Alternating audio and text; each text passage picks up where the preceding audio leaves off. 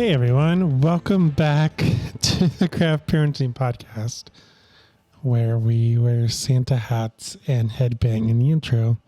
Hi.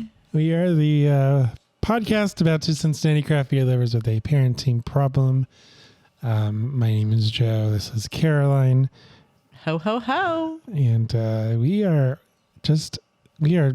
not very far away from Christmas. Nope. It is coming forward like a freight train. So it's coming. It's almost here. We are, they already say what we do. We're the podcast about two Cincinnati craft beer lovers with a parenting problem. And sometimes a bread making problem, but it's fine. Sometimes a repeating problem. Sometimes a repeating problem. We are back once again talking about the Higher Gravity Beervent calendar for 2023. And we are talking about day 19. If you are wondering what Higher Gravity is, if you want to know what the other 18 or so beers. 18 beers. 18 beers that are in the calendar.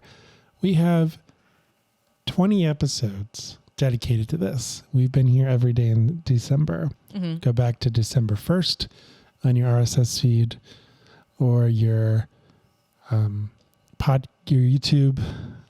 Our YouTube channel. Yeah, just and go back in time. Go back in time and check that out. But without further ado, what is beer 19 of the Higher Gravity Beervent calendar? It is a Rodenbach Classic, a refreshing Belgian sour ale that was oak aged, crafted and brewed in Belgium. And the description on the side of the can is different than the website, so I'm going to read it right quick, and then we can pour it. So, Rodenbach Classic is the original Belgian sour ale. It is a refreshing blend of young and mature beer, fermented and aged for 2 years in our standing oak casks, aka fodders. I just completely lost that word. I think it's a fodder. Nope, it's not. Fooder. A brewing method dating to the Middle Ages. A perfect balance of caramelized roasted malt and tart fruit notes with subtle oak undertones and a refreshingly crisp yet lingering finish, all a result of maturing in our oak casks. Fantastic with foods and friends. I just want to say that we did our preview episode and I asked for a Belgian. You didn't ask for 3? No, I was going to say it was right on the money. Yep. This is 3 and 2 in the last 2 days. Yes, because yesterday was also a Belgian style wit. And this is a Belgian style sour, but it's oak aged. It's the original Belgian sour. Okay. I don't know how many Belgian sours I've had, but I'm excited for this. Yeah. This is only 5%, I believe. Yeah. 5 or 5.2%. The website says 5.2. The can says 5. We'll see what happens. So according to Rudy Gehquire, Gequire, I don't know. He's brewmaster there. Rodenbach Classic sets the bar for Flemish brown ales. This ale owes its sweet and sour fruitiness and refreshing taste to the fact that it is partially matured in oak casks. So I can smell it. It has a very strong smell. Ooh, I'm excited. So it's a mixed fermentation. The taste palate is matured in oak casks. Delicious with trusted tomato shrimp combo or with other seafood. What's a trusted tomato shrimp combo? Where do you find trusting tomatoes? So many questions. It has a sour level on that though. It's about the sour level is 2.5 out of 5 beer glasses. And we are doing this wrong with the glassware, so we apologize to actually never apologize to the internet. Yeah. Never apologize. So I take that back. Yeah. Continue. So this beer has won many awards since 2017, but in 2022, it won the World Beer Awards silver medal for a Flanders Red Ale. And in 2022, it also won the European Beer Star Awards bronze medal for sour and fruit sour beer. never tasted anything like this before. It's not really sour. Not in the traditional sense. Not No. like a urban artifact sour. It's not puckering. It's just got a little something, something that you're not quite used to. It's I'm actually very surprised this is only 5%. It has a very strong odor. It's heavy. Yeah, it is definitely a heavier beer. But then the flavors are complex.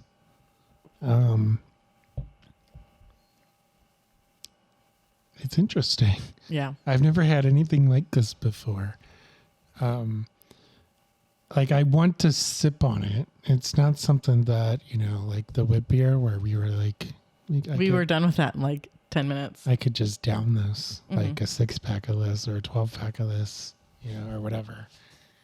Like, the drinkability between the wit beer and this just completely different. So it's definitely interesting. This isn't something that I would usually go for. Probably because of the word sour. Yeah, I mean, the sour kind of throws you off Yeah. because it's not what you would expect. If it didn't say sour and you didn't read that it was sour, I don't know that I would call it sour Yeah, I don't. necessarily. There's something going on that it's weird. It's not normal in a beer, Mhm. but I don't know that I would come up with that word sour. Like I don't think it's sour in the traditional sense Mhm. or what we know it as. Yeah, So, who's there? that's me.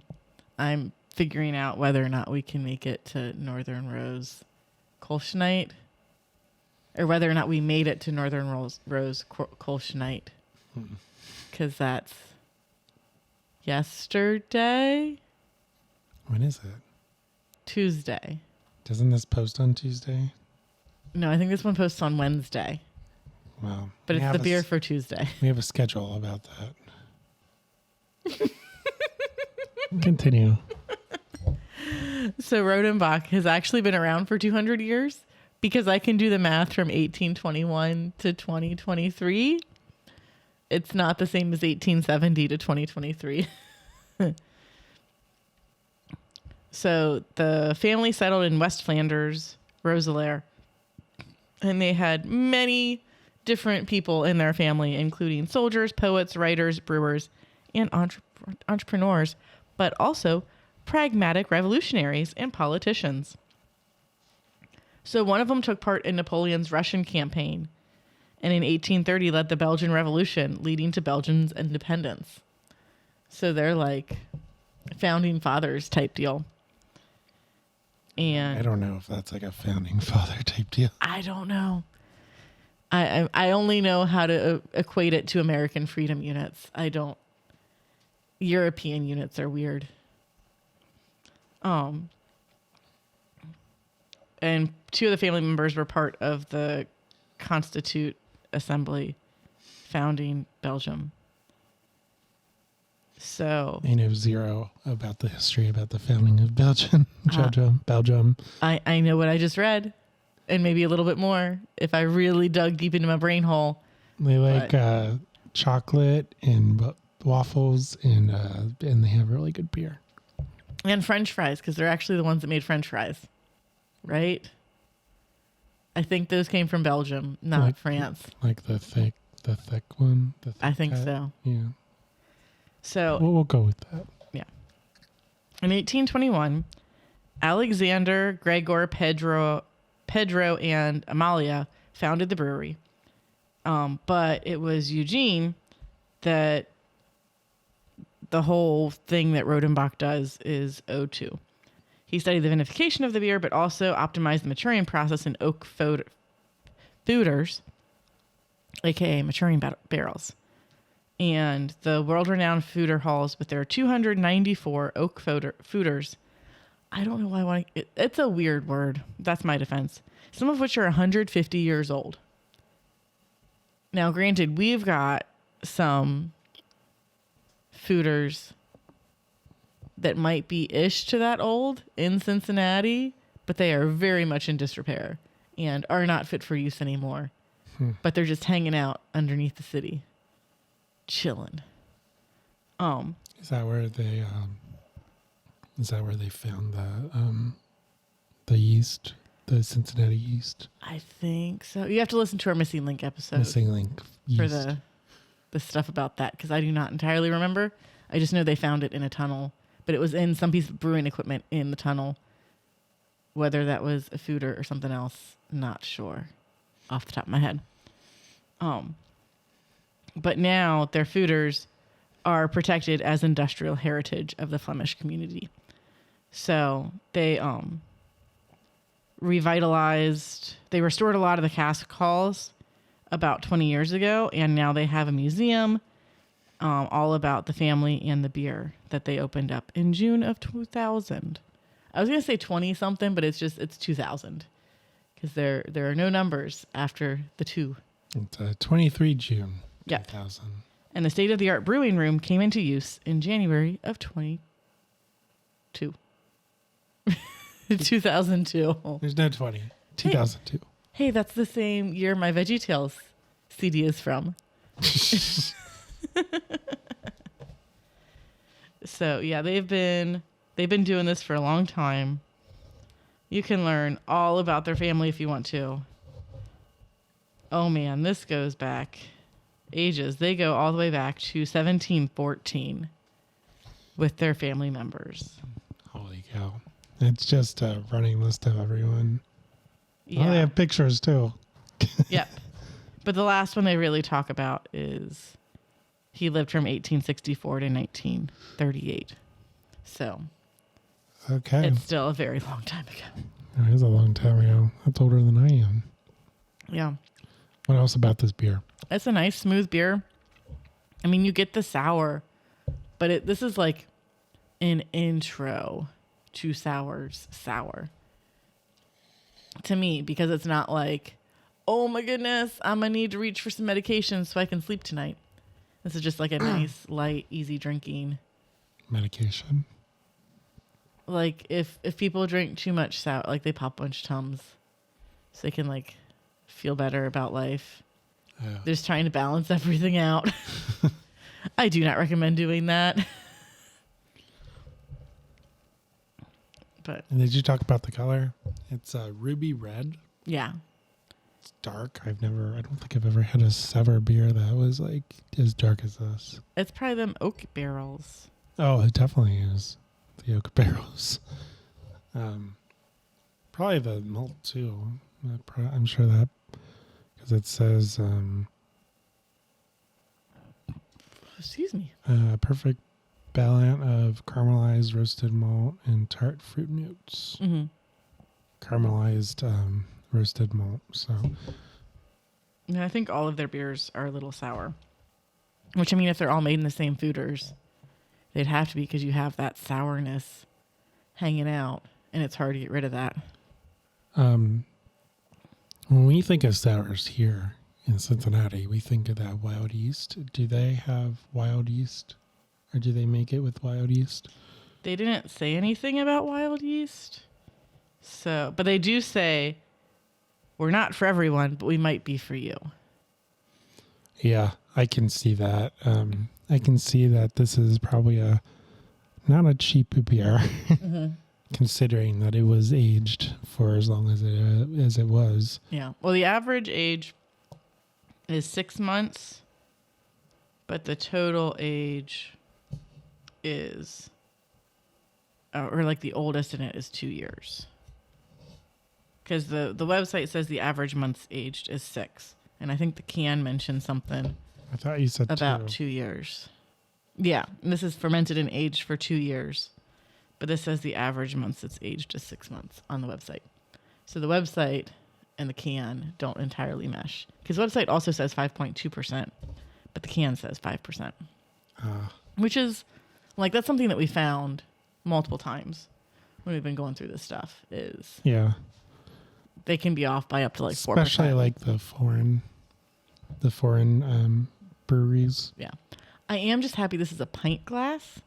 This is 16 fluid ounces of beer, not a little teeny tiny boy of 10.2 fluid ounces. Or 11.2. Yeah. That's definitely a plus.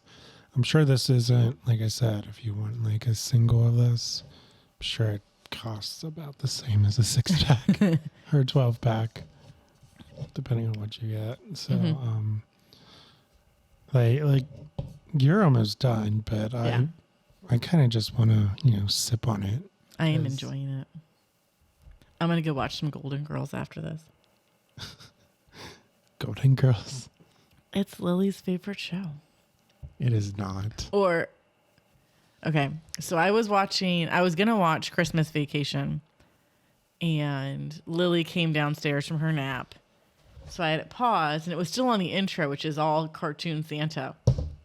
And then Lily said, "Is this a kid's show? Or is this a kid's movie?" And I said, "No."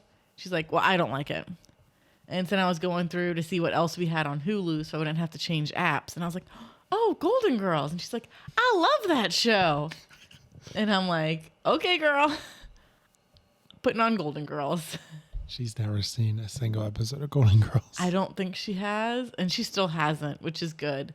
Because I forgot some of the stuff that they say in that show. But she just kind of went off into her own world. And I was like, Golden Girls. Thank you for being a friend. Is there anything else you want to say about this beer or the brewery? This is really good. I'm looking forward to having some more of this because there is still some more. There's a lot left. Yep. Yeah. So we are the Craft Parenting Podcast. You can follow us on Facebook, Instagram, Twix, or X, or Twitter, or whatever you want to call it. I don't know. We're on YouTube if you prefer to watch us. Smash that like button. Slam subscribe. Ring that notification bell. And see me get abused. Partially. We're on Rumble as well if you prefer an alternative app to YouTube. I'm at Craft Parenting Joe on Instagram. And I am at Caroline Creates Crafts. And we will be back tomorrow for day 20. See. Or yeah. So we will see you then. Bye.